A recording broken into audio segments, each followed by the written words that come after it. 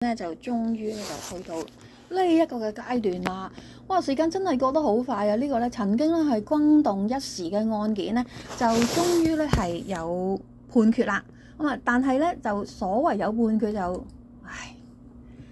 嗱呢一個咧都可以話我揾一揾先啊，唔知去咗邊啊，因為實在太多嘢。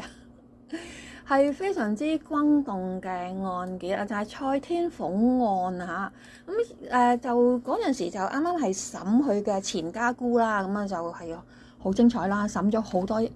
日啦，審咗應該有3日，咁啊揾咗好多嘅證人啦嚇。咁啊終於咧就話咧呢個法官信唔信佢咧？結果法官係唔信佢嘅，唔相信佢嘅。好啦。最新嘅消息啊，2025年9月30日，今日㗎新鮮熱啦。用一個身份就話佢係模特兒啦，咁但係呢個唔係佢正職嚟嘅。咁我哋有啲人咧就話名媛，又覺得又唔係佢嘅正職啦。總之就係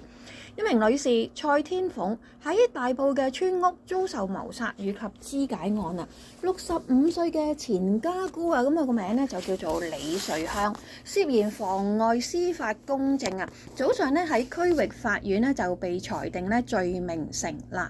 李瑞香咧就被撤銷保釋啊，還押到下個月28日求情啊，以及係判刑嘅。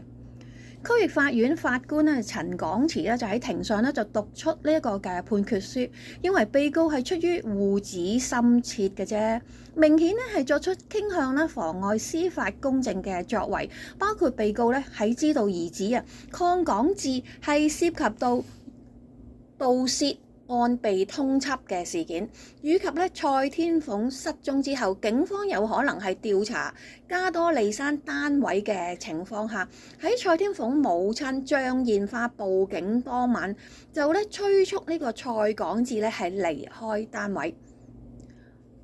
催促鄺港智離開單位，而鄺港智其後咧就冇再返去單位，警員亦都喺其後咧去到單位作調查。法官因此就認為被告確實係催促兒子離開即將會受到調查嘅地方，阻撓其後對鄺港智開展嘅法律程序㗎。咁啊，法官咧就指被告明顯係隱瞞啊鄺港智即係佢個仔嘅行蹤㗎。法官喺判詞當中指出啊，警方多次咧係致電被告打電話，想了解下咧鄺港智同蔡天鳳嘅資訊嘅。咁被告咧都表現咧係唔合作嘅噃，咁亦都話唔合作之餘，亦都引述咧被告咧話解釋咧鄺港智咧就唔係住喺呢個加多利山單位長住嘅，即係佢就唔係喺度長住，因此咧先至咧向呢個警員話咧只有5人居住，唔包括鄺港智嘅啫。只不過你所講嘅嘢同事實就唔相符啊，因為根據咧呢個閉路電視嘅影像同埋相片啦，以及鄺港智嘅衣着啊、着色行為啊，咁啊法官認為有理由相信咧鄺港智喺單位內係留宿嘅，形容咧被告啊就係不攻自破，又認為啊被告李瑞香啊要提一提佢個名先得啦，咪講多唔記得邊個名啦。咁咧就話咧係認為被告李瑞香可以喺警員查問之下作出交代㗎，批評咧佢喺度玩咩啊？喺度玩弄文字嘅遊戲啊！形容咧佢嘅講法係屬於語言嘅藝術嚇，唔係藝術嘅藝，係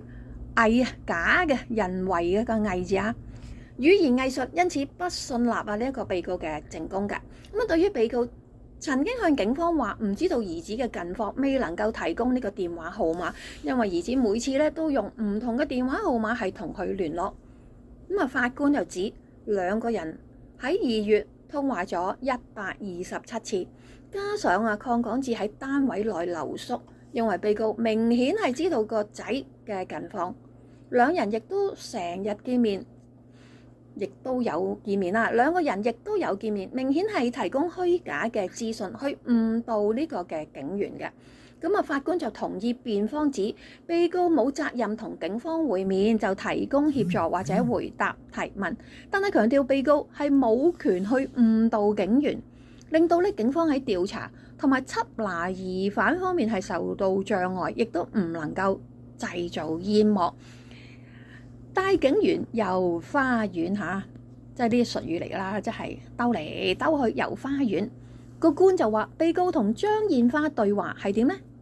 用呢個策略，哇！真係估佢唔到，就話佢係用以退為進，提醒佢其實係可以選擇嘅。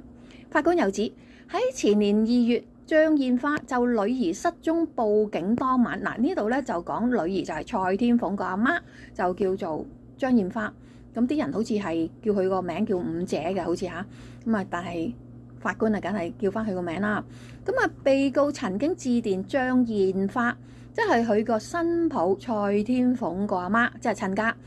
咁啊就話咧未有提供心理嘅援助，都唔安慰佢啊，冇心理嘅支援，反而責備佢報警。第一句就鬧佢：你做咩報警啊？咁而根據兩人咧其後嘅通話記錄咧，被告咧就用一個方式叫做以退為進，包括提醒張燕花作供嘅時候可以不講，即係唔講啦。又稱不講唔代表説謊，話我唔講啫，我冇講大話。咁就話對於被告自稱唔知道張燕花之後會作供，又或者作為控方證人出庭，法官就表明拒絕接納佢呢個自稱啦，認為相關嘅想法令人費解，因為被告都唔係目不識丁啊，有初中嘅學歷㗎，呢個有初中程度嘅學歷，曾經有做過生意，丈夫都係警員，係在港期間生活，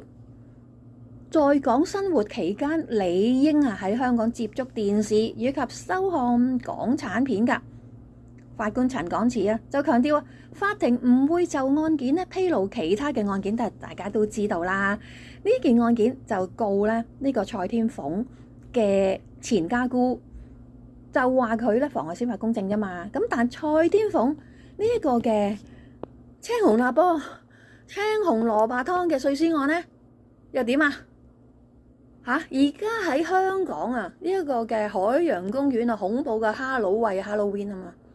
都整個場景青紅蘿蔔湯，你飲唔飲啊？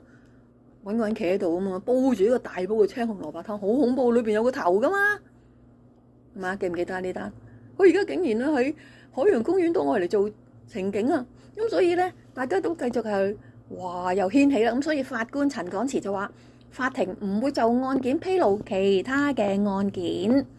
即使蔡天鳳謀殺案嘅案情以及發展，即係蔡天鳳被謀殺案啊，其實應該係碎屍案啦。咁佢唔想講到咁核突嘅啫。咁蔡天鳳被謀殺案嘅案情同發展，對被告作出不利嘅推論，只會係以控方就本案提供嘅證據提供證據，獨立持平。佢話去作出裁斷。除咗獨立，仲要持平，即係話俾你聽，佢公道咯。佢唔公道，你諗嘅啫。我而家話俾你聽，我獨立持平。個法官咁控罪指被告喺前年2月妨礙以及阻撓警方對抗港治嘅調查同拘捕，向警方提供虛假或者誤導嘅資料，以及建議蔡天鳳嘅母親張燕花唔好向警方提供資料或者提供虛假或誤導資料。嗱，呢一個控罪裏邊咁所以而家講到因為嗰日已經審咗3日啦，咁所以而家佢呢度答覆都係比較詳盡啦，即係考慮咗好耐。貫徹玩弄文字遊戲，蔡天鳳家姑，蔡天鳳家姑妨礙司法公正罪成，貫徹玩弄文字遊戲，最新等判啦嚇。總之就還押到下月，好耐喎，10月28日求情同判刑。咁而家佢嘅被撤銷保釋，即係冇得保釋即刻還押驚佢走啊！罪名成立啦，因為已經65歲前家姑李瑞香涉嫌妨礙司法公正，早上喺香港嘅區域法院被裁定罪名成立。好啦，蔡天鳳案就未有完全係冇消息嘅，不過呢個就係一個旁支就出咗個消息啦。好啦，咁因為我呢一個係其實係攞緊5大新聞熱門新聞其中之一嘅，大家都係講係好想知道係嘛？好啦，咁好詳盡啦，繼續其他嗰啲喺新聞嗰度先再同大家講啦。